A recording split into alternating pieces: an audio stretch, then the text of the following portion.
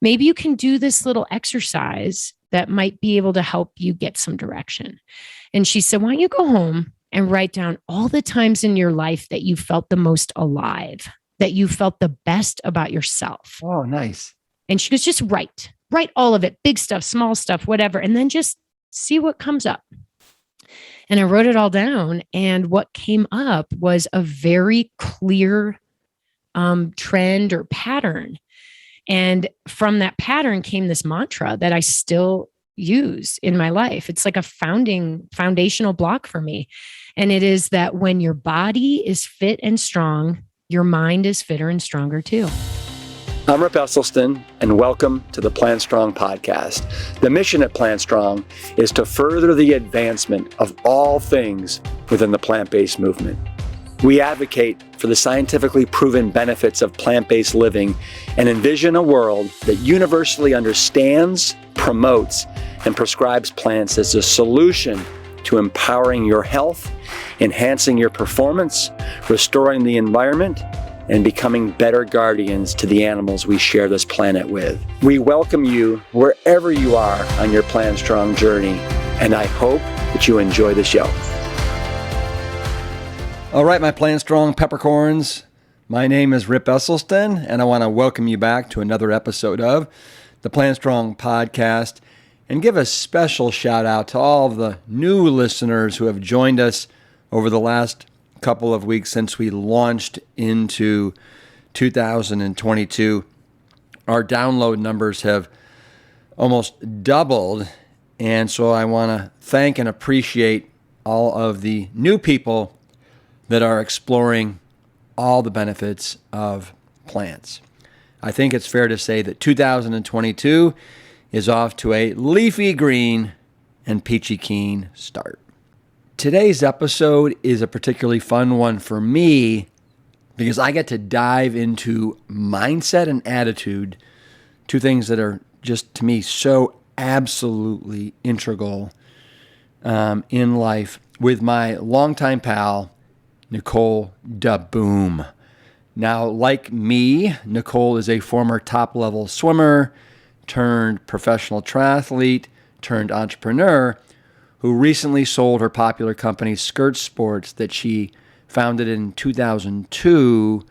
And she was the first company, sportswear company, to actually have a skirt that people could wear during their athletic competitions. It was absolutely brilliant. And now all the huge companies have followed suit, the Nikes, the Reeboks, Under Armours of the world. But she was the first. And she's recently started a new company called ASOP, where people can book interviews and record their memories for loved ones for posterity's sake. I love it. Now, why will this conversation resonate with you? Because, like all of us, Nicole's journey has not been linear. There have been stops and starts and struggles and plenty of setbacks along the way, and she is very open about discussing her battles with alcohol, the tension in her marriage, and she gets very, very real, and I so appreciate it. Through it all, Nicole has remained relentlessly curious and passionate, and she has used her struggles to gain the muscle and the fortitude to keep going, even though it's never perfect. Today, she is almost 14 years sober. She is plant strong and as curious and open-minded as ever. And guess what? She is still not perfect, and I got news for you, neither are any of us. As you listen, I hope you'll be inspired to keep forging ahead and continue to make smart decisions about your body, because as Nicole says, when your body is fit and strong, your mind is fitter and stronger too. Oh, yeah.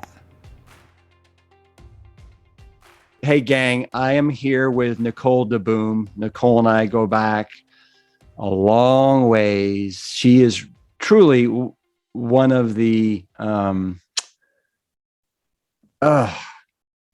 she just like is a kindred spirit in so many different ways, but she's so much more than that as well. She is so wise. She is so eternally optimistic, charming. You just have such a curiosity and almost like insatiable, like kind of just thirst for life. You just want to suck out every little bit of it. And I have enjoyed becoming much better friends with you over the last several years. And I really feel like you have led such a fascinating, interesting life. And so almost in the spirit of the new venture that you are getting off the ground, right? I would love to actually almost turn that on you right now, because I think the different chapters that you have led in your life. And so, and to me, at times, it's not so much about reinventing yourself as it is about kind of continuing to grow and evolve, and then kind of adding on to all the things you've learned, along this life's path and journey. So I'm just going to start out of the gates. Tell me, Nicole, where did you grow up? And then tell me about how you got to Yale. Oh boy, cool. I love it. The first 18 years, chapter number 1. Well, first of all, thank you. This is amazing. And the business you're referring to is a new business I just started called ESOP, like the fables, right? Some people call it ASOP. I call it ESOP. Who cares what it's called? But it's spelled AESOP. And the idea behind it is that I want to help people capture their stories. And we captured your story not too long ago because you agreed to do it as part of like my sample reel. Yeah. And it turned out to be this like incredible life lessons episode where we went through all your chapters, and I actually put you on the spot on everyone, which I think you may be doing to me today that I did not prepare for. So this will be fun. And you had like the most profound just takeaways from each stage. And I don't know if this will be true for me, but when you were sharing your stories of your chapters of your life, I could feel how one led to the next. And it was so obvious. So it's that whole hindsight looking back. It was so obvious that you would be a pro triathlete and then become a firefighter, like all those things. So yeah, I'm excited. So thank you for giving me the opportunity, because it is fun to turn the lens on yourself sometimes. And there's rarely an excuse to do it. Yeah. Yeah. Well, and I just, again, I want to say that, when you first told me about this kind of new business venture that you're going into, I was like, it sounds really interesting. But then when you were actually like interviewing me as a sample for the, for what it could look like so people could get an idea and how people can preserve and share the stories of their lives, I was like, oh my God, I want everybody I know to actually like do this and have it as a keepsake for their families. It's like a little treasure trove. And then, and I told you this, that same morning, the COO of my company, Plant Strong, told me that, I really want to do something to capture my father and all of his memories and everything. And will you do it? And I'm like, yeah, I'll do it. And then like 5 hours later, I said, no, you need to call Nicole DeBoom and have her do it, because this is what she does. So, but anyway, let's start with you. Cool. So okay. Tell me about the first 18 years and getting to Yale.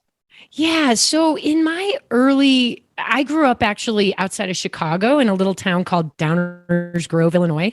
What's really funny is that there's a nationals for cycling is in Downers Grove, Illinois. But I never knew that all growing up because I wasn't in that world. The world I gravitated to, or let's say like bubbled up to, was swimming. Yeah. So as like a little kid, I was sort of a little tomboy type. I was a super skinny little twig. I ran around chasing after my sister, and then she really didn't like me that much. So I made my own friends and chased around with them. and just tried every single sport. My parents were like, you're going to try every sport. We'll just see what sticks. You just have to be busy. I did sports like every day of my life growing up. And I sucked at many of them. Like most things that required hand-eye coordination, balls, like no way. I remember they made me do T-ball. Hated T-ball. And one of the reasons I hated T-ball though was I wasn't very strong, but I was super fast when I was little, like say 7 years old, 8 years old. And we were with the boys in T-ball at that age and some older kids too. And I remember I had to go up to bat and it said T. I mean, literally, but these boys were so mean. They're like, oh, she's up, move up everybody. And sure enough, like I'm all nervous anyway. I barely like hit the thing. I probably missed a whole bunch of times and finally hit it, bounced a couple feet. But it's like, that didn't make me feel good. What made me feel good was when I got dumped into the shallow end of the swimming pool for my first ever swim lessons. And by the end of day one, I had already graduated to the final highest level of swim lessons.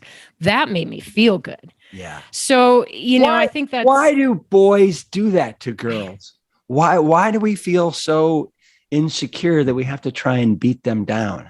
And the reason why I'm interrupting you is because I've got a 7-year-old daughter, right, named Hope, and it's happening right now with her and the boys. And she actually is the best athlete out there, and these boys can't handle it.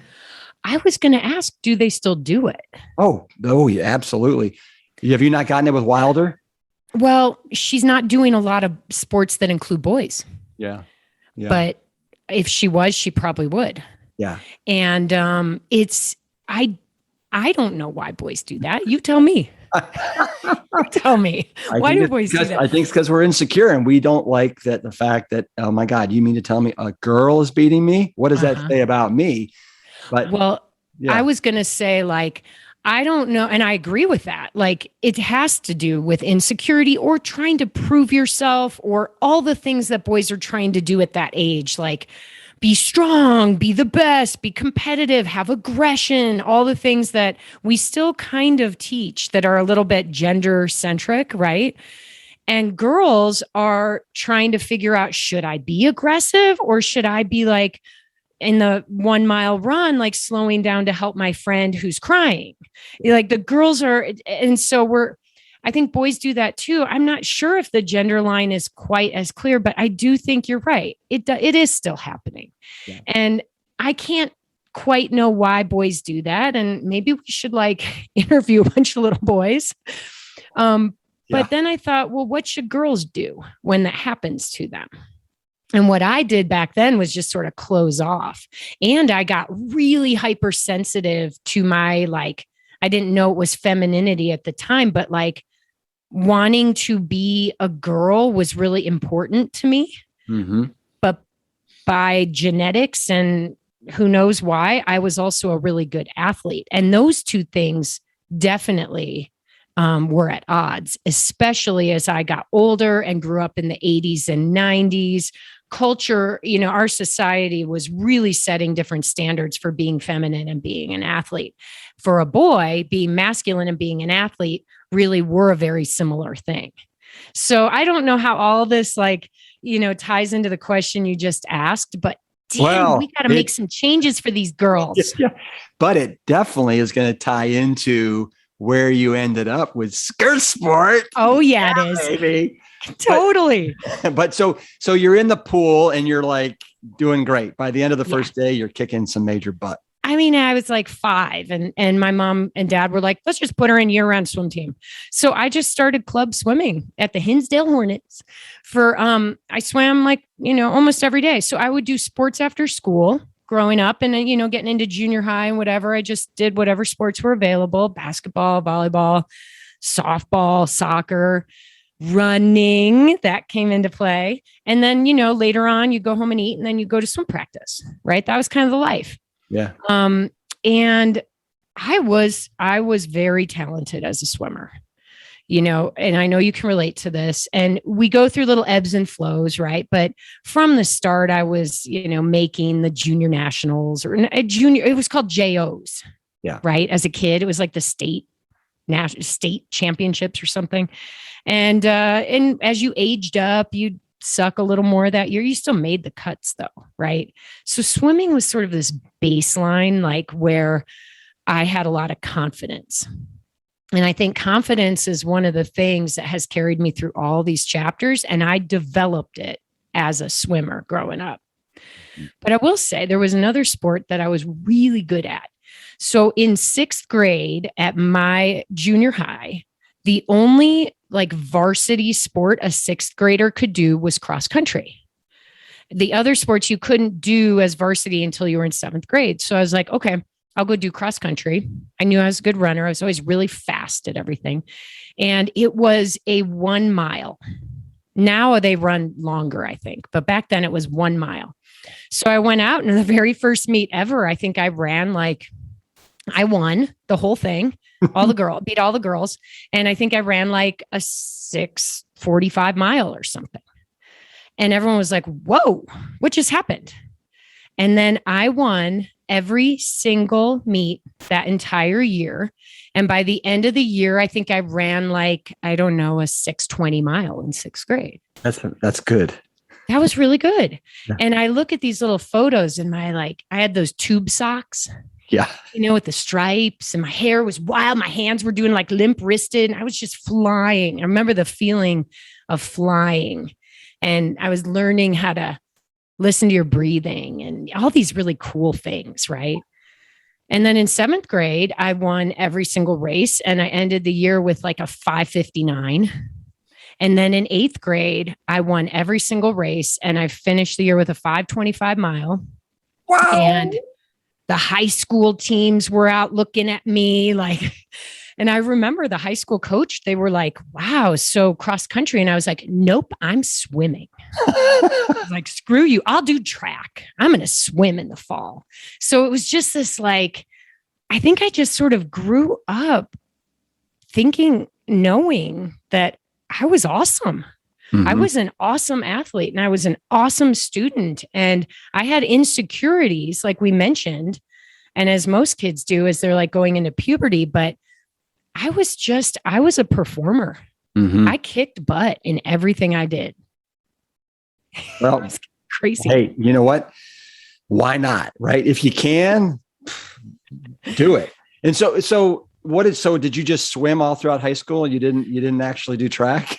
No, I actually did track, and I was really good. And I'll tell you, it's interesting. I swam. I joined the high school swim team, but I was on a year-round club team, which was way more badass, like super hardcore, and one of the best teams in the state. And Illinois was a good swimming school or swimming state. And so my freshman year, I did okay. Like I qualified for state in swimming. That was good. I was one of the only ones. But sophomore year, I was came out screaming. But because our high school coaching was not nearly at par with what I'd done all summer, my times went backward. I didn't even qualify. It was like, what just happened? And I think I was starting to hit puberty a little bit. And I was still probably 115 pounds, scrawny. Yeah. And I was a breaststroker. I swam 100 breaststroke, 200 IM, and some of the sprint freestyles for the relays and stuff. But so after, I was kind of humiliated because I was built up to be, the shit in my high school swimming. And I went to this coach, I went actually to a new club team that was even more badass. And the coach didn't even know my name. And I kind of just hung in there and got myself through the next couple months. And out of the blue, out of nowhere, in January of, it was 1987 or 88, I think, 1988, I qualified for junior nationals. And I went up to him, and then he knew my name. And he was like, oh, wow. So that happened. And our family actually, I then started running track that spring, and nationals were coming up, and my family went on a trip to Cancun, Mexico on spring break, all these things. So I wasn't training that, trying to get some training in whatever. And then I showed up at nationals in Tuscaloosa, Alabama. And the coach, there were 5 of us, and the coach was kind of like, all right, let's go see what you got. I got up on the blocks. I swam the 100 breaststroke. I touched the wall and I had dropped almost 3 seconds. I went a 105.12. I'll never forget that. Yeah. It was like a swim that changed my life. I was seated first and I qualified for Olympic trials, which was that summer as a 16-year-old out of nowhere. And I remember the feeling. I touched the wall and I was like, what the hell? Like everyone was still coming in, I wasn't in a seated heat or anything. And I couldn't believe it. And I got out and I kept looking back at the clock and my coach was going insane. And I get over there and I felt like I was walking on clouds. Like I was like, what is this feeling? And it was almost like it became almost a drug for me as an athlete.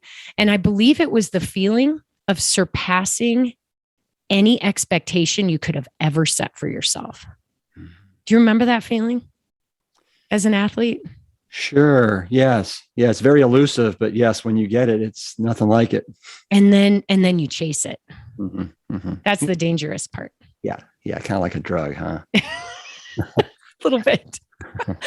So yeah, that was a big shift for me. And the thing is, I had been running track and I was really fast. We did the 3,200 meter relay. We all ran an 800 and our relay team was second in the state. And my 800 was like a 2:10 or something. Like I was fast. But when I made Olympic trials, I said, I'm not going to run anymore, because if I'm this good, I'm now seated 5th in the country in the 100 breaststroke. I'm getting recruited to colleges before I'm even a junior. And I'm swimming in the trials, which, I ended up kind of bombing, but, at the end of the day, who cares? I finished, smack dab in the middle of the field, 42nd out of 84, which really isn't bad. I got to swim in the cool down pool with Matt Biondi and watching Janet Evans. And I saw Rowdy Gaines, I think swim his last. What year was that? It was 88. Okay. It might've been the first trials Rowdy didn't make it, or he was on a relay as an alternate, or, it was just like this really cool generation, this cool group of athletes to watch. And, but here's what happened when I quit running. I never got faster as a swimmer. I mean, we think singular focus is a term that's used often as pro athletes. Like, well, you have to be singularly focused to win the Ironman or to, win prize money and do the things you want to do to be the best. But when I became singularly focused, I never swam faster. I swam faster in other events, but my 100 breaststroke was never faster. So the fastest you ever went was 105.12? In yards, yes. Okay. I did go faster relatively in meters, but yeah. Wow. And that sucked. But it was amazing. It was like, I don't know how to feel about it still. But so how did you end up at Yale of all schools? I did all the recruiting trips, and by then I had already become a little burned out on swimming and a lot excited about partying. And I used those recruiting trips as a tool to party my brains out. And it was crazy looking back. I'm like, God, did I waste some of that opportunity? But it was what it was. It felt very normal to me. I wasn't the only one being crazy out there. I chose Yale based on my gut feeling. I went to Stanford and Princeton and Michigan and UCLA. I got scholarship offers to some of them, and I chose the Ivy League that doesn't give scholarship offers. My dad had gone there, and I kind of didn't want to go because he went, but when I visited, it just felt right. So I think, that gut feeling is an important lesson that I learned early on. Right. And you listen to it. Yeah, exactly. Because when you're making a decision that big, you have all these factors, but the one at the very end of the line is, how does it feel in your core? Not even your heart or your head. It's like your gut. How does it feel down there? Yeah. Now, did you end up swimming at Yale with Frank Keefe? Yeah, I did.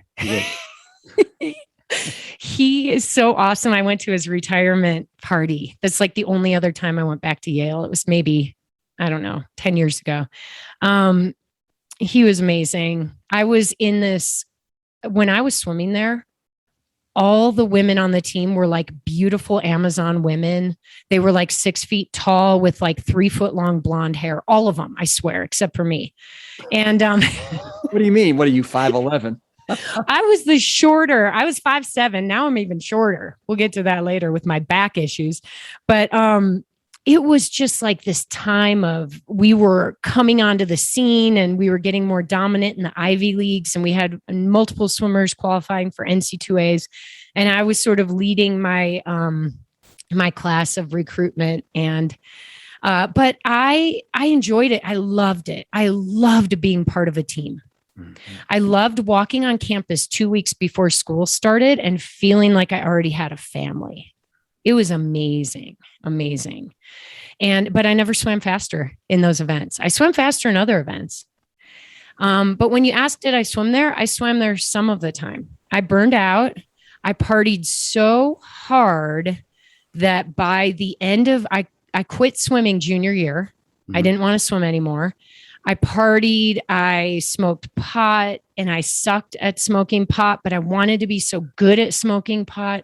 But I just kept, falling back to my go-to, which was drinking. And I was a terrible drinker, but I felt like I was a great drinker. And I had created this whole identity around wanting to be a party girl. And oh my God, I'm so glad video didn't exist or wasn't as successful. So when you say, when you say you were a party girl, what exactly does that look like? I think I just loved the feeling that I had when I drank. And I sought out any opportunity I could to let loose in that way. When I wasn't drinking, I think I felt like I couldn't let loose in a way that there was something inside of me that wanted to let loose, like be very reckless and do things I wouldn't do if I was totally sober, So at an Ivy League, you can party every single night if you want. I found ways to do that. And so when you ask what it looked like, I was a swim team. The swimmers partied. They were notorious for it. And I know you know this, but we had a mixed team at Yale. So the men and women hung out together, scantily clad, constant hormones raging. All the teams were completely incestuous. Everybody hooked up with everybody, and everybody worked so hard with your head down, staring at the black line, that you needed an outlet for that when you finally got out of the pool. And so did your grades suffer at all, or were you able to keep those where you wanted them? Well, I don't know if it's where I wanted them, but I ended up kind of getting a B at Yale. I got a B. Yeah. So I was a B student there, and I learned the system. It's a good question, because I don't feel guilt, but I do wish that I had taken more advantage of the academic opportunities. Like, the Dalai Lama would come to Yale and I'd be like, I'm going to go party at the bar. Like, I didn't do these really cool things. But I did learn the system. And I learned I learned how I worked best. Yeah. I learned that I was really good at writing papers. I learned that I wasn't great at test taking, but partly because I never went to class. It's like I learned how to carve my own path there to get me through the academic part. And I didn't fall in love with an academic area of study. Yeah.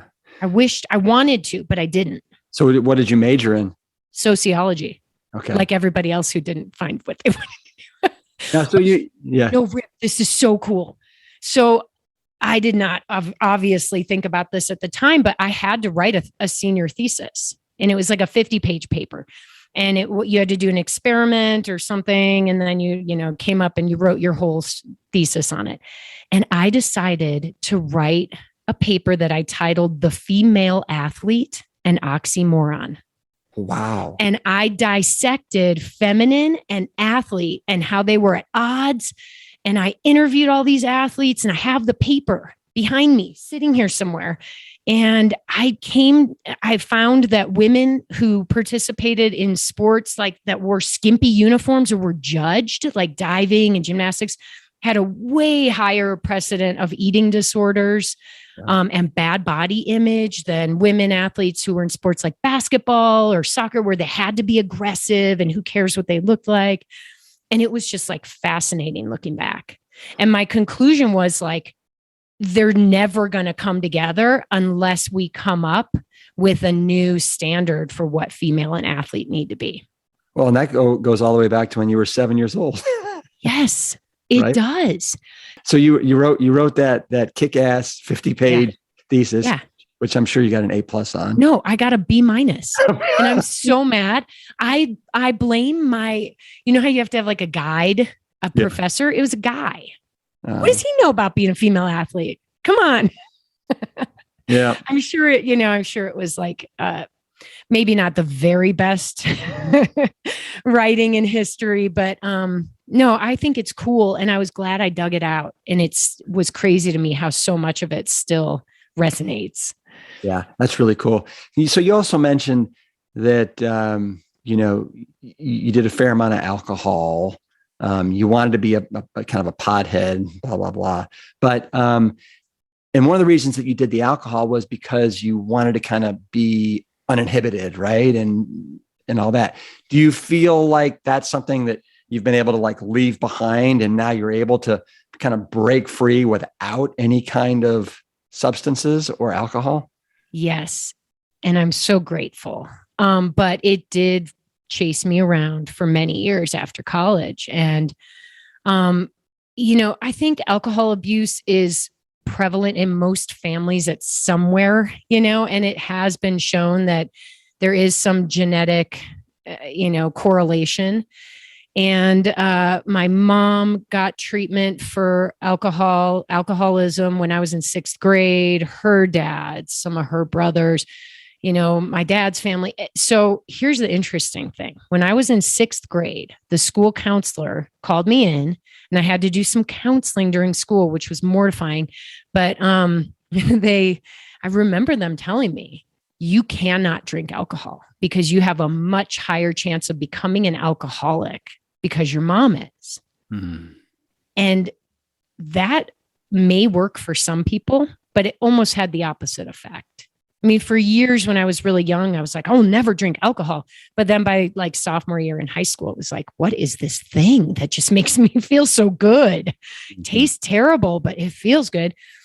The thing for me with alcohol is that I was a blackout drinker, and that's scary. It is terrifying.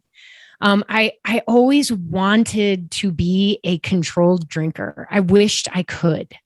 I wanted to. I'd be like, I'm going to drink up just to the line before I don't remember anything and stop. And the next morning, I'd wake up somewhere and I'd be like, what happened? I didn't quite stop in time, and that happened frequently. So can I ask you this? Because I've never experienced that. And that is, so is it basically where you actually are going about, I mean, you drink to the point to where you're going out and you're talking to people but you just black out and you don't remember any of it? Is that right? So you don't just like black out and fall in bed and fall asleep? No, I call that passing out. Most people I know have passed out, right? You drink a bunch and then you're just like laying down and the next morning you wake up. Blacking out, you drink a bunch, you don't actually lay down, but your brain doesn't remember any of it. You may as well just be passed out. And that's when it's so terrifying because I would call my friends the next morning and be like, what'd I do? What happened?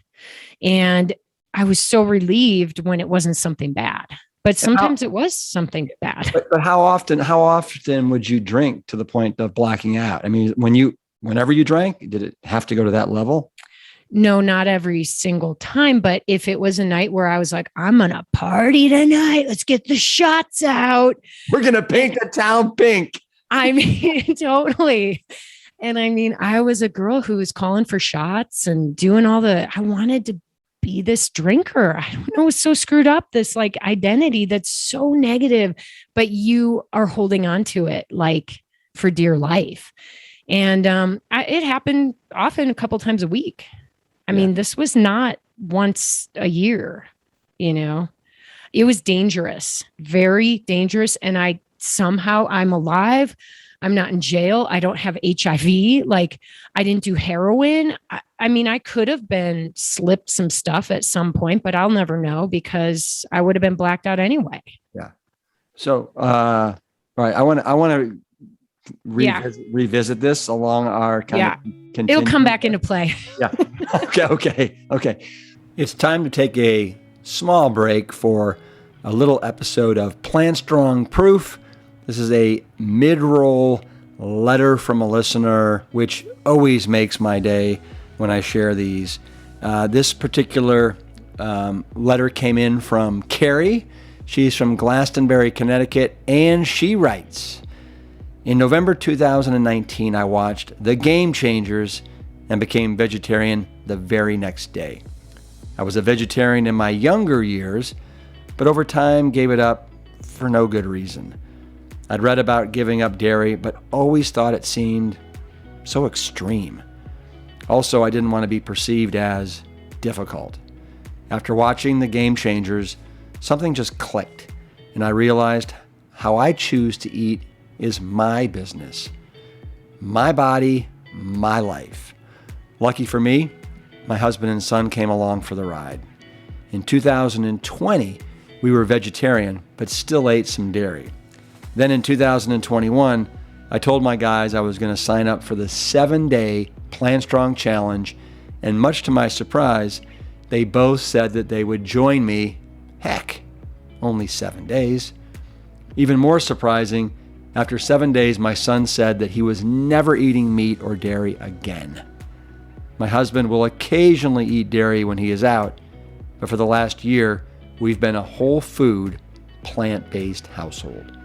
It has been a journey to completely change the way we eat. It is interesting how my tastes have changed so much, but I know I will never go back. While I originally went whole food plant-based for health reasons, thinking about the plight of the dairy cow is what made it easier to give up cheese. And never in a million years did I think that my chicken wing loving husband would change his diet so much. But he actually noticed a difference in how he felt, so he is willing to keep going. I haven't had a migraine headache in a year and no more arthritis in my hands and feet. I could stand to lose 5 or 10 pounds, but I know this lifestyle is what prevented me from gaining weight during the pandemic. I'm so grateful to Rip and the whole Plant Strong team and the community for being so supportive and paving the way. I was so happy to participate in the 2022 challenge and cheer everyone on, especially those here for the very first time. The journey continues. If you made it this far, thanks for reading my very long post. Well, Carrie, first, that wasn't all that long, and you and your family are doing it. Just keep your eye on the Plant Strong prize and keep rocking away. And for anyone listening, the 7-day challenge is a great way to introduce the lifestyle to your family. I'll be sure to link a one-page guideline in our show notes and invite you to jump into our community for lots of support and encouragement from folks just like Carrie. Thanks again. Okay, now let's get back to Nicole DeBoom. You graduated from Yale. Then what was your next move? Because I know at some point, you went down the same path I did, which was you decided to become a professional triathlete of all the crazy things. I mean, we had to be at some starting lines together. I got into triathlon after college because, I just started getting into triathlon because I didn't know what I was going to do. Remember, I had that sociology degree. Yeah. So I was waiting tables and feeling a little depressed. And I remember my mom going, why don't you go talk to a counselor? So I went and saw a counselor and she gave me this, like, I was just like, I don't know what I'm doing. Like, and she goes, well, of course you're starting to feel depressed. You don't have any purpose. It's normal at your age and stage, but maybe you can do this little exercise that might be able to help you get some direction. And she said, why don't you go home and write down all the times in your life that you felt the most alive, that you felt the best about yourself. Oh, nice. And she goes, just write all of it, big stuff, small stuff, whatever. And then just see what comes up. And I wrote it all down. And what came up was a very clear trend or pattern. And from that pattern came this mantra that I still use in my life. It's like a foundational block for me. And it is that when your body is fit and strong, your mind is fitter and stronger too. Mm-hmm. Because all the times I felt the best, I was in great shape. I had goals. I was working towards something. And I just realized that no matter what I did in my life, I needed to be able to carve out the time to include fitness, because that would keep my brain strong, the strongest it could be. So I was like, well, I'm waiting tables. I still don't know what I want to do for a career, but I've always wanted to do this triathlon thing ever since I saw this lady named Julie Moss crawl across the line with like poopy pants and the whole thing, and I was like, that is awesome. And most people are like, that looks terrible. But I was like, I got to try it. So I got into triathlon. I just started doing tries. And what year was that? That was 1995.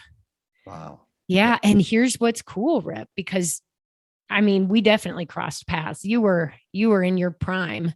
But that year I did a whole bunch of races, including a qualifier for our world's team. So I was this 20 to 24 age grouper, and I qualified to go to ITU World Champs in Cancun, Mexico. Mm-hmm. This was the year that Karen Smyers won both Hawaii and Cancun. Yeah. World Champs. And when I got on the airplane in October of 1995, all these like very gorgeous, fit, ripped people were walking down the aisle because the whole US team was sort of merging on that flight, right? And these two guys walked on who kind of looked similar. Mm-hmm. And I remember just looking at the second one and going, that one, that's the one I want to sit next to me. And they came down and they kept getting closer to my row. And I was like laser focused, like I'm willing this to happen. The cute guy never sits next to me on the airplane. And they get down to my row and the first guy stops and he looks at his ticket and he turns to the other side. And I was like, okay, good. I have a shot. The second guy stops, he looks and he turns towards me and sits down right next to me. And what was his name? Tim DeBoom. Wow. And for people that have no idea, because I'm sure many of our listeners don't know about, the sport of triathlon like we do. Who is Tim DeBoom? Well, at the time he was a first-year pro and he had just been 10th in his first pro race in Hawaii when Mark Allen won his last one. Yeah. But in the years to come, he would become one of the world's best triathletes for over a decade. He won the Hawaii Ironman twice. Yeah. And he's still the last American to win the Hawaii Ironman in 2001 and 2002. Wow. And I did not know when this quiet, like sensitive, gorgeous guy would sit next to me that I would marry him a year later and that we would pursue a triathlon life and that I would become a pro. But all I knew is that something special was happening. And wow. Yeah. So I guess I did not recall that you guys got married a year later. You guys were young and you were just starting your triathlon careers for the most part. Wow. Yeah. We have our 25th coming up in a few weeks. Yeah. Yeah. So that was cool. And that started the next chapter of my life, which I kind of think of as the triathlon years. Yeah. And so that was what, a decade for you? Yeah. I raced pro for 6 years. Tim raced pro for about 20 years. Yeah. And it's interesting. Singular focus comes really into play here a lot because the greatest times were during triathlon. The lowest times were during triathlon, you know, and a lot of it was based around whether Tim won or lost. It wasn't me necessarily. I was kind of steady. I sort of think I was along for the ride. Mm-hmm. Like I was a great triathlete. And if I was married to anybody else in America, like I would be the shit in my household. But I was married to like a 2-time Ironman world champ. I was sort of the second priority. You know, he wanted to support me, of course, but like he was making the money. I was, I was getting the same sponsors as him. It's like, I was sort of like the tag on, you know what I mean? Yeah. So, and I didn't resent it at first, but looking back, I think I resented it as we went. Mm-hmm. Mm-hmm. Yeah. And what did you resent? I think at first I just really loved supporting Tim. But when I decided I also wanted to pursue my goals and try to be a pro and see how good I could be, and he was used to being supported, not being a supporter, mm-hmm. you know, and that's it's a different skill set. Yeah. It's a really hard pattern to change.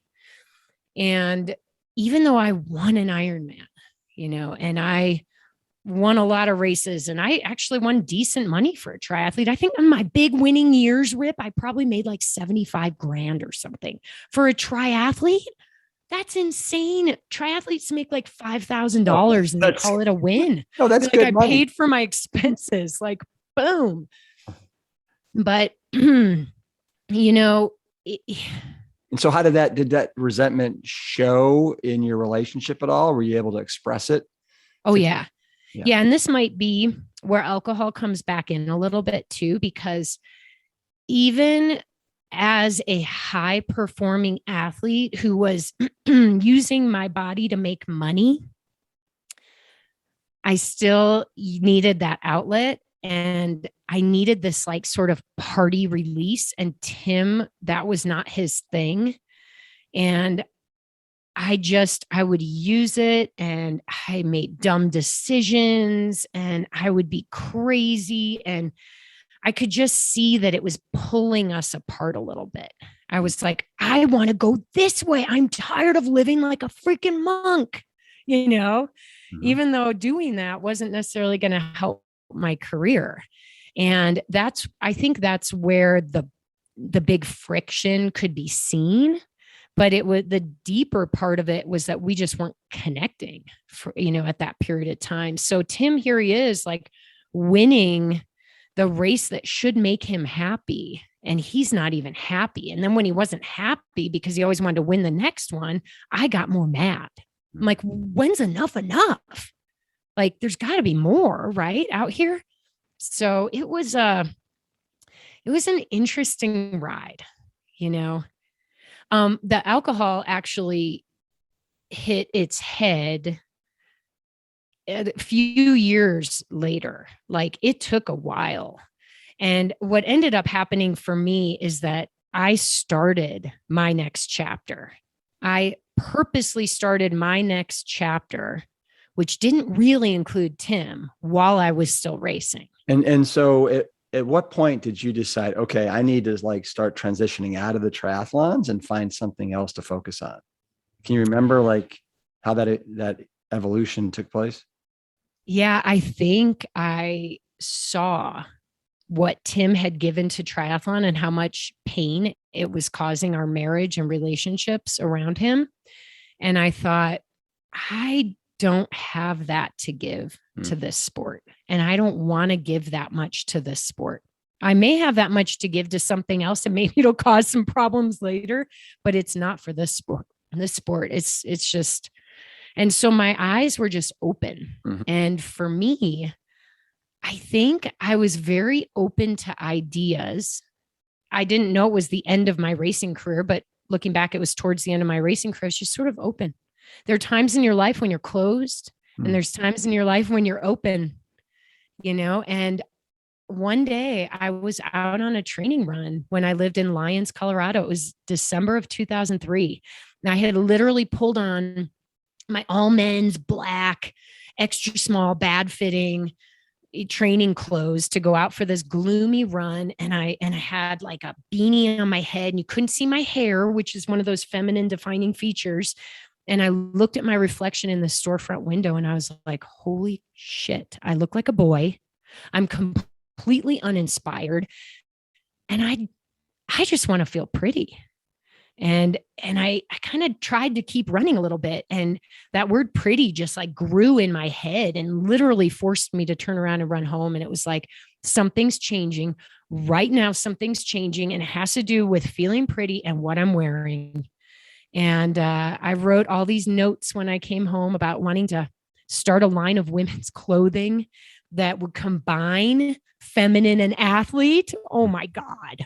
Right? Yeah. What the hell am I 7 again? And no, you're back at Yale writing your paper. No, but now I'm going to get an A+ on it. Right. So yeah, that's how it turned out. And I didn't realize it at that moment, but that was the business plan for Skirt Sports. 6 lines of text at starting a women's clothing company. I said, I want to be like what Venus and Serena did in tennis. Like there were skirts out there, but no one had done skirts for running. Yeah. Nobody had taken these like terrible shorts that women were pulling out of their crotch every 5 steps and you're getting chub rub and your butt's hanging out and they had granny panties underneath them. It was saggy and they fit bad. Like no one had figured that out. And I was like, well, what if you covered your butt on the run, but in doing so, you actually made it kind of sexier? And it was like, boom. I don't do that. Oh, it is. I mean, it was an epiphany. What a great epiphany, and what a classy way to show femininity. And I think you wrote somewhere, here I am cross. So you actually won, if I'm not mistaken, the Wisconsin Ironman on September 12th, like 2014 or 2004, something like that, wearing one of your loincloths. I think you called it a loincloth. Yes, totally. It's so funny. Well, first of all, like I didn't invent the skirt. Skirts existed. I invented the running skirt. That did not exist. No. Can you get an IP? Were you able to get an IP on that? Or no, I can't do that. No. And it's okay because then it might've been a weird little tiny category product. The whole world blew up. I was on the front of like a tidal wave of femininity in sport. It was like the minute we came out, all these other companies were also like kind of towing this bridge going, we got to make clothing that actually fits women's bodies. We got to make clothing that's fun, not black, like colorful and cool and has features women want. So I was riding that wave. And so I crossed that finish line and yeah, it was a loincloth. It was literally a home sewn. I had a race belt and I sewed 2 pieces of red mesh fabric on it. I had somebody else do it because I don't even know how to sew. And here I am starting a women's clothing company, no business background. I don't have a sewing machine. But I just learned it as I went and it became so apparent to me. Here I win an Ironman, like the biggest race in my career. 3 days later, I took my $5,000. I incorporated Skirt Sports Inc. Yeah. Well, you definitely were onto something. And now what does Nike and everybody's got them? Everybody's got them. It took only a few years. Wow. Yeah. What's crazy is when you hit upon something really amazing like that, how it's hard to stay out in front of that wave, isn't it? Oh, it is. It's so hard. And we couldn't have. I ran the business for 15 years. We did over $40 million in sales over 15 years. Some years were big, some years sucked. We had so many like roller coaster rides. There were just cycles and it wasn't ever supposed to be the only thing I did for the rest of my life, but during the beginning, I look back on it and I started Skirt Sports to create something for myself too. Tim had his thing. Yeah. I needed my thing. Oh, and you created it. And so over the evolution of your marriage with Tim, did he kind of become a supporter of Skirt Sport? Yeah, it took a little while. Like a couple years into Skirt Sports, our marriage was like really rocky. And part of that was because Tim was still chasing a win and he was coming down the other side of the bell curve. Yeah. And you like to think that champion athletes like win the big one and hang it up. Wouldn't that be a great dream? But then if you hang it up, you'd probably always look back and go, could I have won another one? And so he won two and then he had a medical issue and then he kept trying to come back. And I was done. I was like, I can't, he's got to move on. Right. And it took him a long time to move on. And I was frustrated. And so I was starting my own thing and I was getting praise. My ego had never been so big. I was like, I am the shit. Everyone loves me. I'm making people happy. I'm like succeeding in business in a way that I had never succeeded as a triathlete. Yeah. Well, you were on that cloud, just like you were when you won that one meet and you went 105.12. You know, I've never put that together. You're right. And you're right. And except it lasted a couple years. And while during that time, it lasted a few years. But a couple years in, the drinking just came to a head. Like I had to stop, or I was ready to walk out of the marriage. And I was just drinking and like my eyes were open in all kinds of ways, Rip. Like I was like, I think I need to find love somewhere else. This is not working. It's not fulfilling me. And Tim was like, please try, please stay. I said, okay, but only if you work on all your stuff. Cause I was like, it's all you, not me. Right. But then he said, I need you to stop drinking. And I was like, fine, I'll stop drinking only so that when I look back in 5 years, I can say I gave everything I had to trying, but I know it's not going to work. What year was this roughly? Do you know? That was 2008. Okay. And then, so have you been successful? Yeah, I've been sober ever since. Wow. I stopped on my own.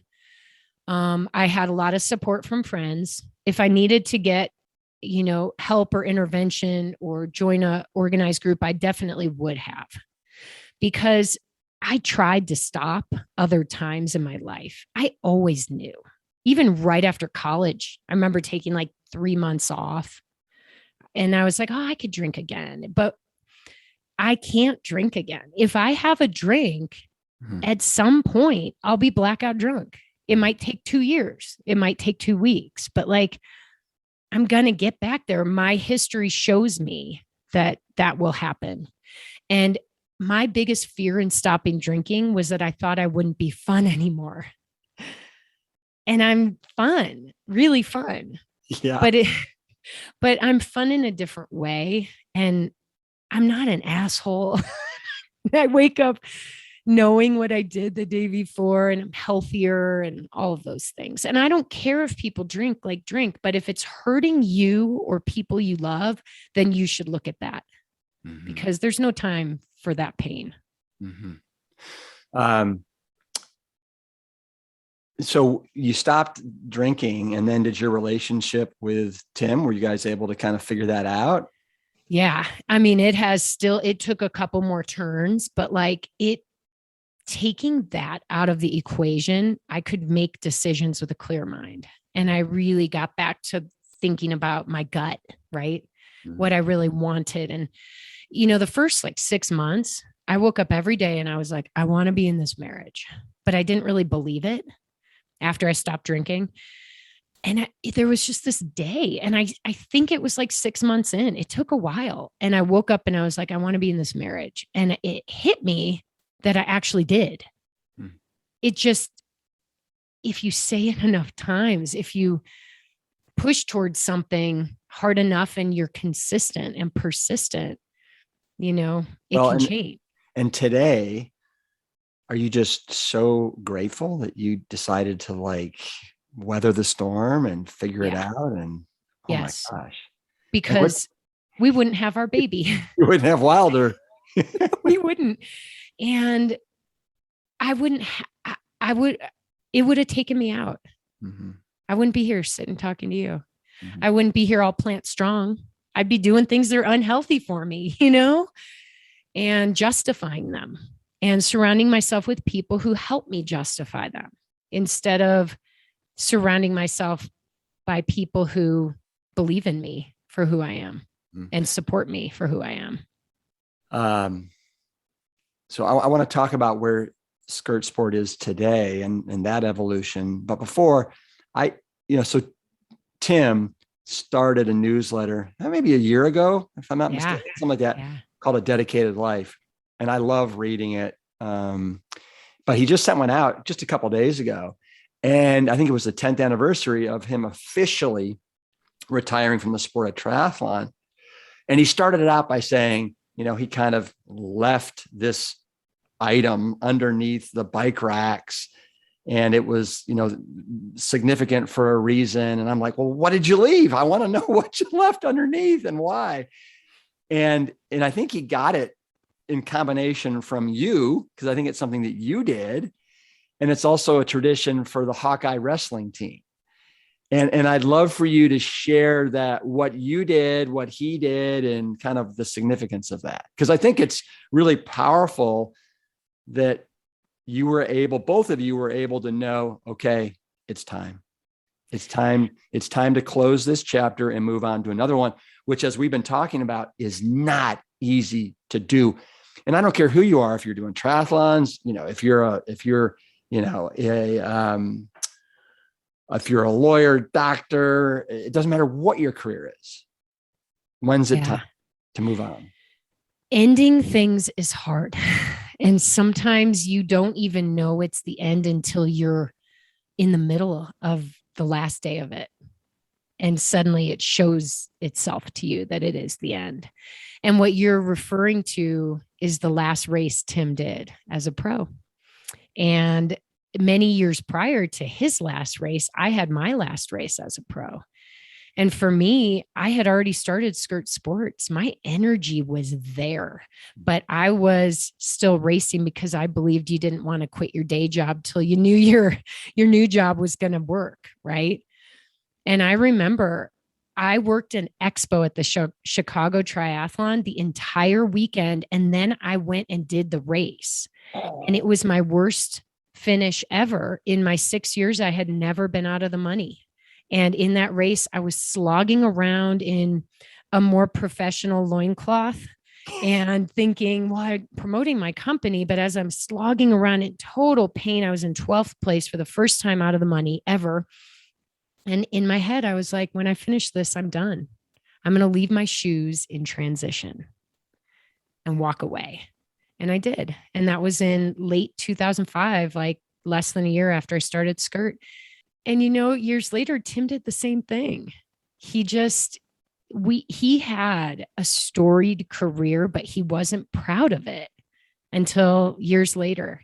And it's very hard to watch somebody do something amazing and not be proud of it. But at that time, we had a daughter, and he thought he was going to keep racing. So he did a couple more races. And at the end, within 6 months, the race you're alluding to, he just knew it was time. He left his shoes in transition, walked away, and never did another pro race. Yeah. So cool. Yeah. So let's transition now to Skirt Sport. So when did you know it was time for you to put your skirt underneath the bike rack and kind of leave that? Because what a passion and love affair you had for that. Oh my gosh, it was incredible. I'm a really good starter. I'm not that good at hanging around for the long ride. I'm not good at hanging around when it's boring. I like to create stuff, right? So literally halfway through my 15-year ride, I was already bored, I think. I was like creating everything you could think of, race series, and we had a crowdsourcing thing. We did this Kickstarter. I had gotten all these women who were like, I have urinary incontinence. You have to help me. I created a skirt with what we called a trap door. So that you could literally just stand there with the skirt covering you and unleash the trap door and pee next to a guy who's peeing without having to squat and go in a porta potty. We literally created this skirt we called the Gotta Go, and we sold 800 units on Kickstarter. It was like, what the hell? Everything I had to keep creating to the point where it became a little bit of a detriment to the company. And I had investors and I really wanted to make them so happy. Yeah. But what I learned looking back is that if you don't sell your company during the original hockey stick, like 3 to 5 years in, while you're still growing fast, your chances of getting a really good return just get lower. And so I'm an athlete like you. When things get hard, I would just try harder. And sometimes it worked and sometimes it didn't. And after a few of those cycles, every cycle took 3 years, by the way. It's a long time to run another business cycle. I was faced with another business cycle in late 2019. And I was like, I don't want to do it. It's not the best time to sell my business, but I'm going to try to sell it. And if I can't sell it, I'm going to close it. It's time. I have to do it. I have to do it for my own mental health, for the health of my family. And I'm going to do my very best. Even if I end up shutting the company down, I'm going to win at ending. And so when we talk about ending, like I got some advice from a friend because I thought, well, while I'm working on this, I should be working on my next thing. What's it going to be? And my friend said, Nicole, you cannot start something else until you give everything you can to ending this chapter. And so with that advice, I just put my head down and went. And I said, there could be a fairy tale ending, but I don't know if it's going to be there. So I'm going to act as if it's not. And I spent the early part of 2020. Well, the first thing that happened is I thought I might actually resurrect and do another 3-year cycle. And in January of 2020, I was like, thank God 2019 is behind us. It sucked. 2020 is going to be an amazing year. And 6 weeks later, we're in a global pandemic. People were losing their jobs. Healthy companies were going out of business and nobody bought anything. And we weren't healthy enough to withstand a couple months of not hitting numbers. So I just knew it was time. And you know what happened? The fairy tale. It happened. I found a buyer. I shut the company down. We did amazing with that process. I mean, it was insane. It could have been the worst time of my life, and it wasn't. It was amazing time. When you say you shut the company down, what exactly do you mean? Like, what does that look like? Well, we started the process of shutting down. We had almost $1 million of inventory we had to sell. So by shutting down, I'm like, well, I don't know if a buyer will show it herself or himself. So I have to sell all this. And I had to sell it all to online customers because no businesses were buying inventory in the beginning of a pandemic. We didn't know what was happening. So what percent of your business at Skirt Sport by the end was D2C and what was retail? It was like towards the end, it was kind of a half and half. Uh-huh. And we had a couple of big accounts, but it was just done. It had to be done. Everything was changing, investment, everything was drying up, financing, all of it. So we sold it all. So what was that fairy tale? How did that happen? I got a lot of interest. I decided that if anybody needed to know, if we were going to sell the business, we couldn't do it in private, how most companies sell. Like one day they're operating, the next day they're like, now we're owned by Hormel. You're like, how did that happen? I just put out a press release. I said, Skirt Sports is seeking a new owner. Contact me. And I got maybe 30 serious phone calls from individuals, companies, VC, et cetera. And one of them became the new owner of Skirt Sports. And I realized, she's not going to want all this old inventory anyway. So let's just sell it all. We came up with a plan. And I said, I'm going to sell every last piece by August 17th of 2020, because it's a Sunday and I'm going on vacation that day. And you got to pick a day. And it was the morning of August 17th, 2020. I woke up, we had 20 units left of extra small black one-piece swimsuits. Yeah. Like not even skirts. And I was like, I freaking hope there's 20 extra small women who want a black one-piece swimsuit for like $6 today, because I'm hitting send on this email. I hit send, and by noon, they were sold. And I emailed the woman who bought the last one and I said, you bought the very last piece of Skirt Sports as we know it. There may be a new chapter someday. I wasn't announcing yet. And she wrote me back and she said, I've been wearing your skirts for 14 years, Nicole. I'm so happy to have helped you here, you know? And it was just like, wow.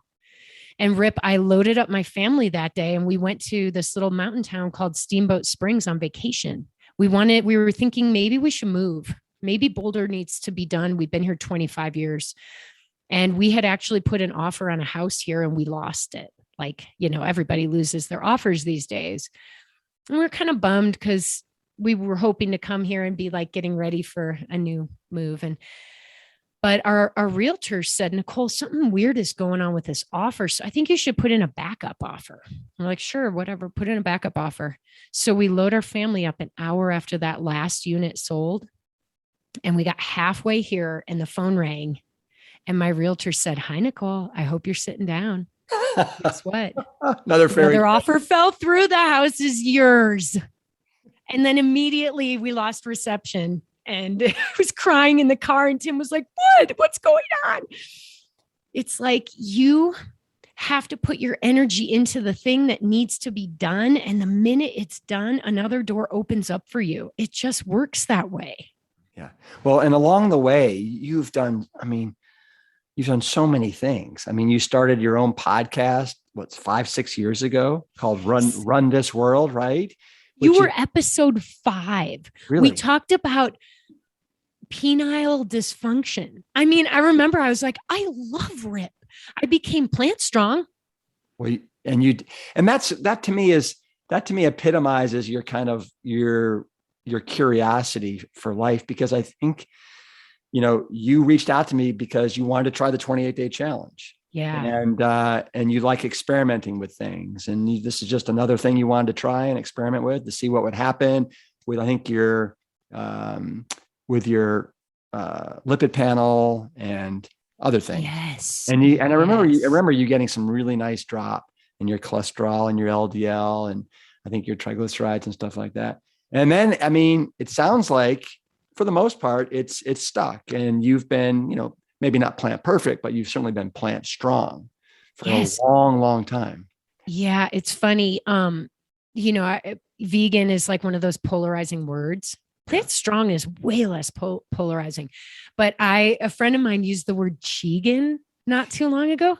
The cheating vegan. Yeah. It's a lot of people like, you eat cheese. I'm like, not really, but I cheat because I am not perfect. I am far from perfect. And I mostly choose to eat the Rip Esselstyn way because it feels the best. But if somebody's offering me something from a bakery and I'm sure it has butter and eggs, I usually don't say no. I take a bite. Yeah. You know what I mean? So yeah, I like being a chegan. I think it's cool. I think Serena and Venus Williams consider themselves chegans. Yeah. Awesome. Yeah. See, it's coming all the way full cycle again. Yeah, I love it. You're in good company for sure. And then also, just a couple months ago, you did a summit, right? Yes. Beautiful, something like that. Yes. And you know, part of that is because a lot of times when people sell their businesses, they have very bad relationships with the people that buy them. And I have an amazing relationship with our new owner. She and I started a podcast. It's called She Runs It. Mm-hmm. We're refocusing it a little bit on women in business.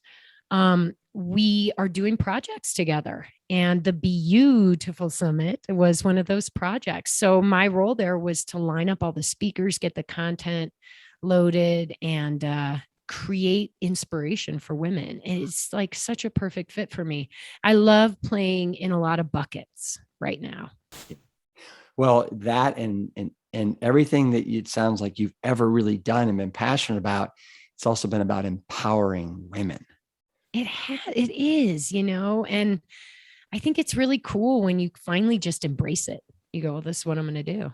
Mm-hmm. I'm just going to empower. And women is big part of my focus. My new business isn't like just for women by any means, but like, but that will always be there.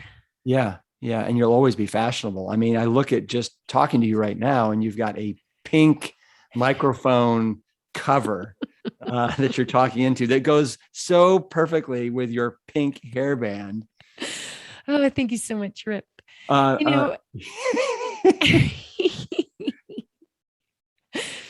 I will say, it's fun. I love starting things. My new business called ESOP, it's actually at esopnation.com, and you can listen to your sample, which is what I call like a life lessons example. I think your follow your passion was your big message, and that's what's taken you through each stage.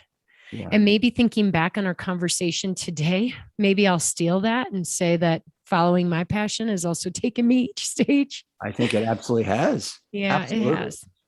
I just want to share a little bit with the audience. So you also, like, one of the projects that you're doing right now that is a mutual friend of ours named Steve Tarpinian, kind of tragic for us and everybody that loves Steve. He committed suicide about 6 years ago. And so you are now kind of interviewing a bunch of people on mental health and suicide, and people that knew Steve. And it's something that's been kind of commissioned by Steve's kind of wife, partner, Jean.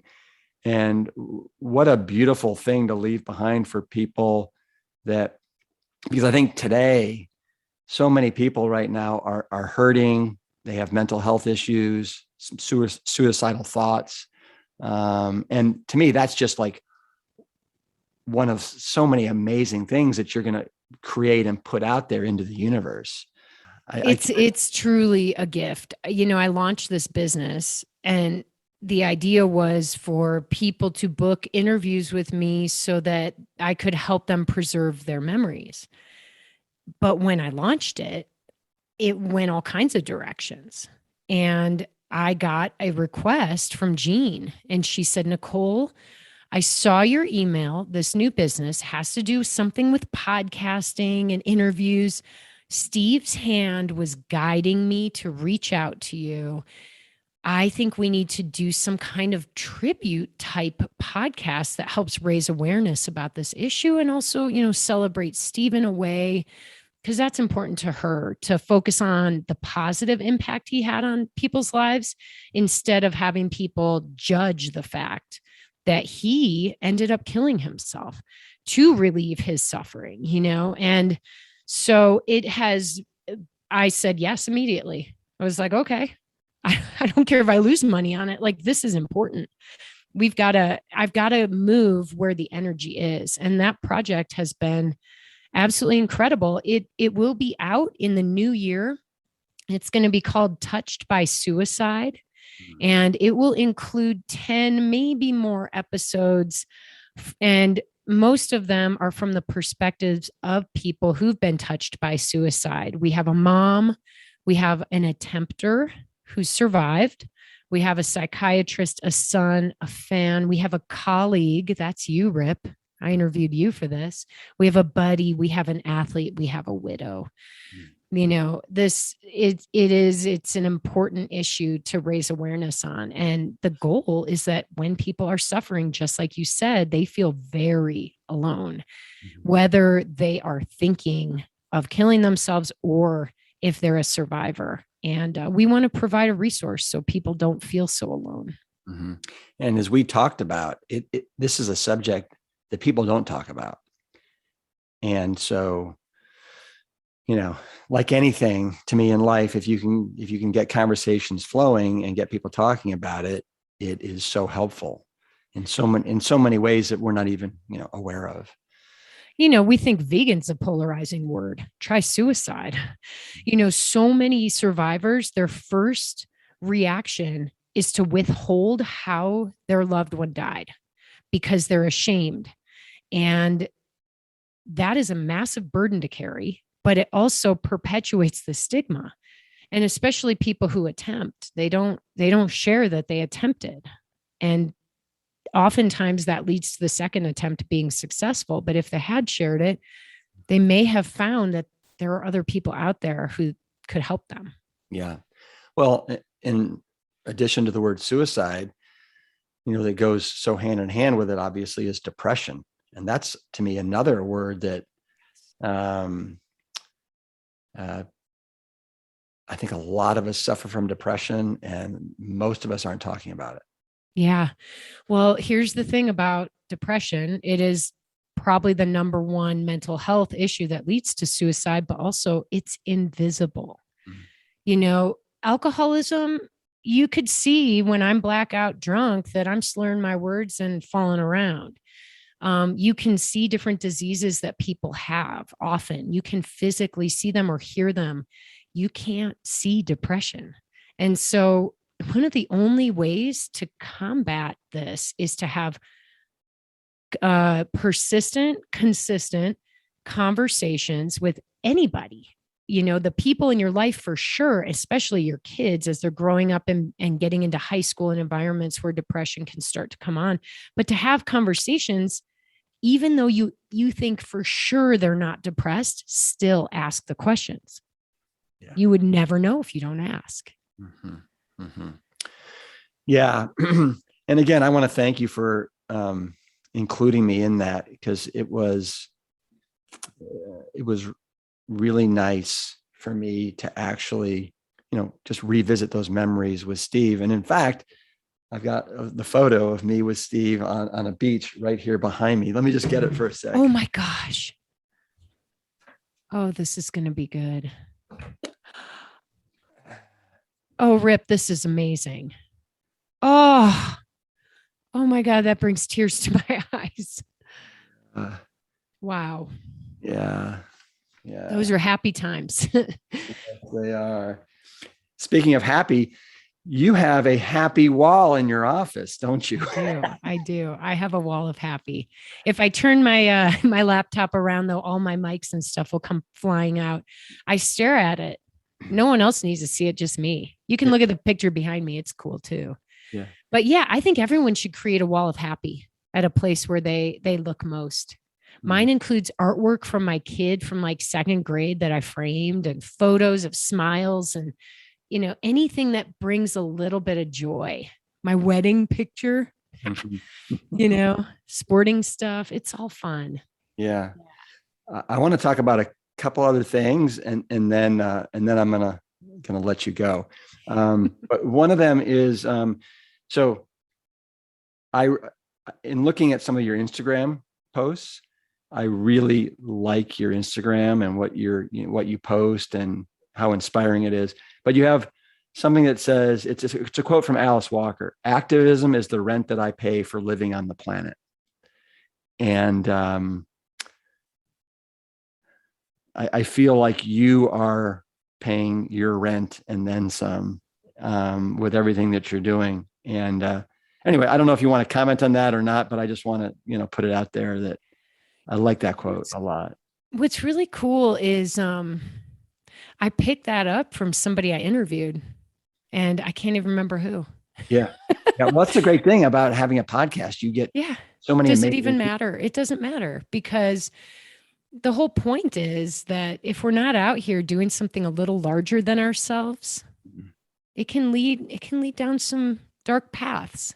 So when you ever go that direction, broaden your horizons. That's what I think. Mm-hmm. Do something bigger than you. Yeah. It helps. Yeah, absolutely. So I also want to talk to you now, because I know that you've been having some back issues. You've got a kind of a, I don't know if it's a disease or what it is exactly, but it sounds kind of like spondylolisthesis, something like that. Uh-huh. But it's like the longest. Yeah. But I want to tie that into body image, injuries, not being able to be as fit, as maybe you or I would like to be because we have an injury, and how all that kind of ties together. Yeah, it's demoralizing. However, there has to be a phase, I think, of acceptance and then hopefully fixing and a new normal. But what I do have was diagnosed a couple of years ago. It's called spondylolisthesis. There's another S like in the middle. I never pronounce. I always just call it spondy. Yeah, who came up with that crazy name? And there's spondylosis and spondylosis. There's like all these ones, but this one is where one of your vertebrae has a genetic weakness, often genetic, but it doesn't have to be. You can get it from a traumatic injury. And the vertebrae breaks. So, you have your sections of vertebrae. Mine's in my lumbar area.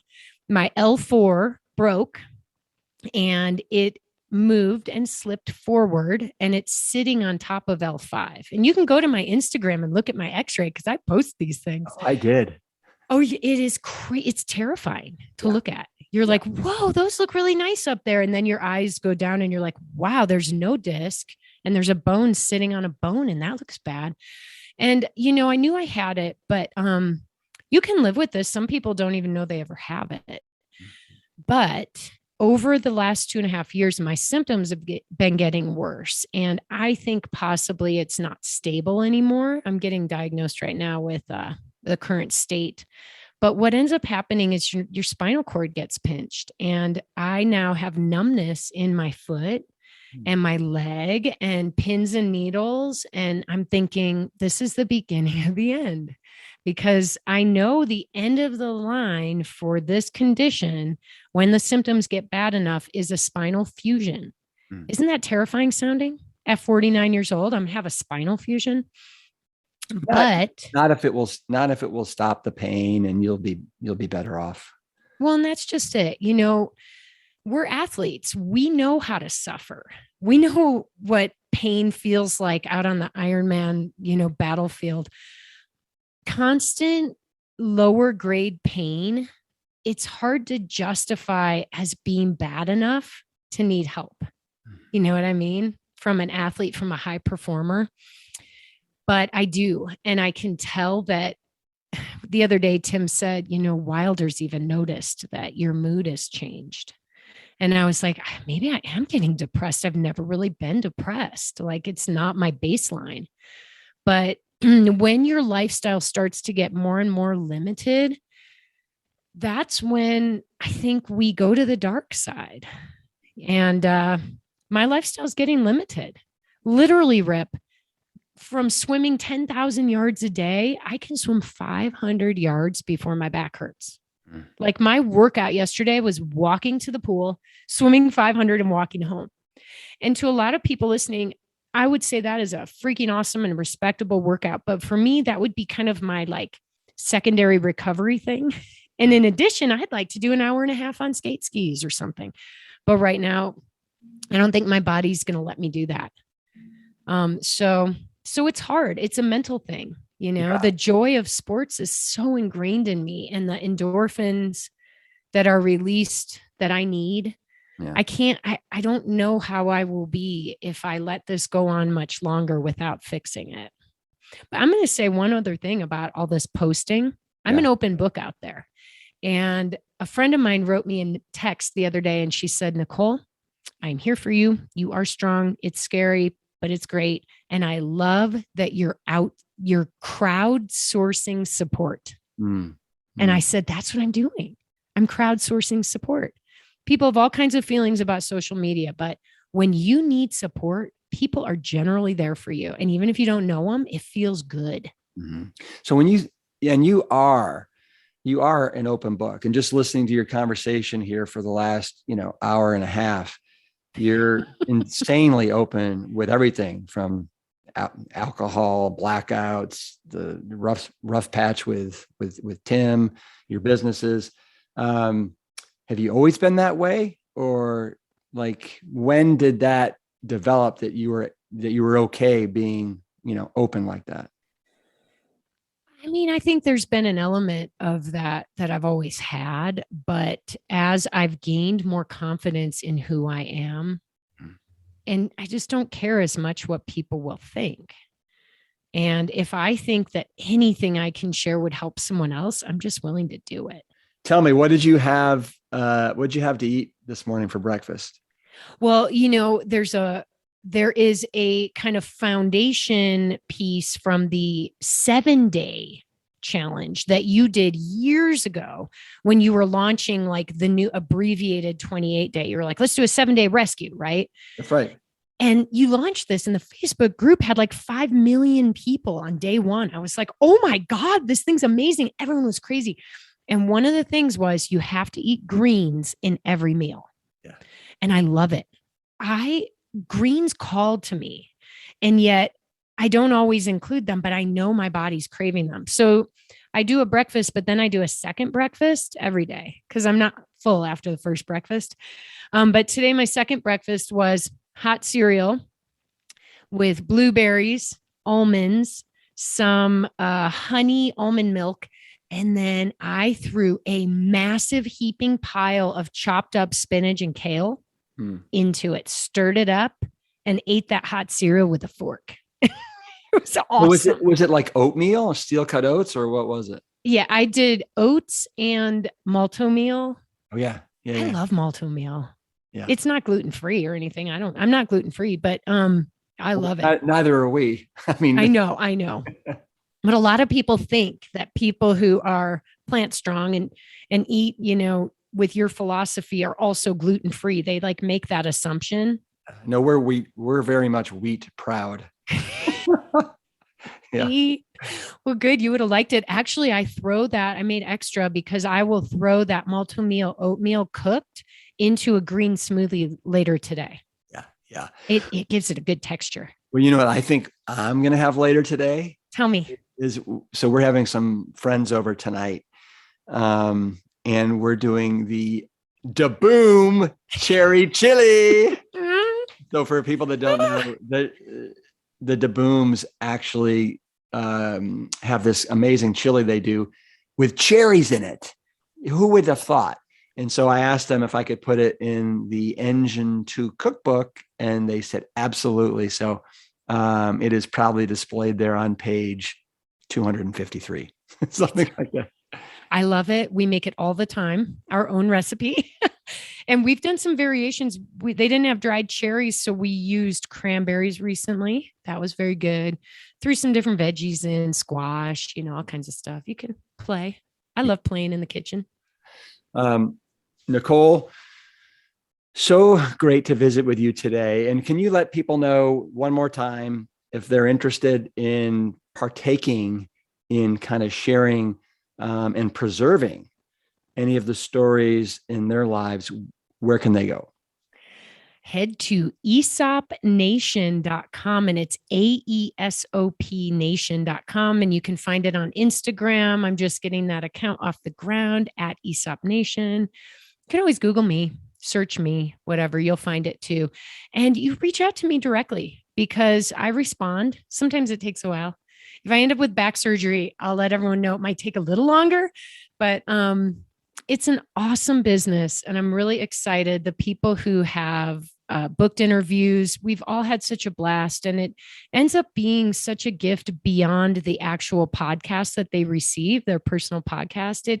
It's almost like a mix of like therapy and storytelling and just fun every single time. And to me, you do such a fabulous job asking the right questions, having, making it so easy for the person that's sharing. And you're so just by nature, you're interested in pulling out all this information. Again, it goes back to one of the reasons I love you so much, because of your deep rooted curiosity and your insatiable thirst for just like getting to know people and just wanting to always explore. And it's just a great spirit that emanates from you.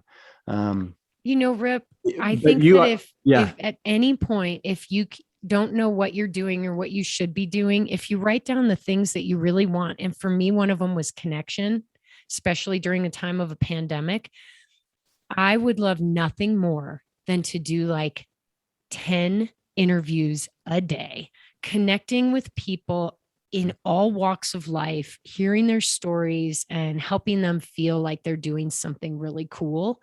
That would make me so happy. So book an interview to make me happy. Yeah, there you go. I like it. Nicole, you are deliciously optimistic. Truly. Man, way to go on your next chapter in life. Thank you for sharing all those chapters. What a, in looking back from when you were in the deep end of that pool kicking butt to where you are today, can you believe all the different experiences you've had? And no, what an amazing life, No, and it's not even halfway done.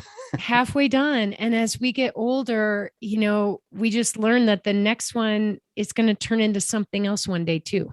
Mm-hmm. So that's what I'm excited about, is just that it's a journey the whole way. Yeah. Yeah.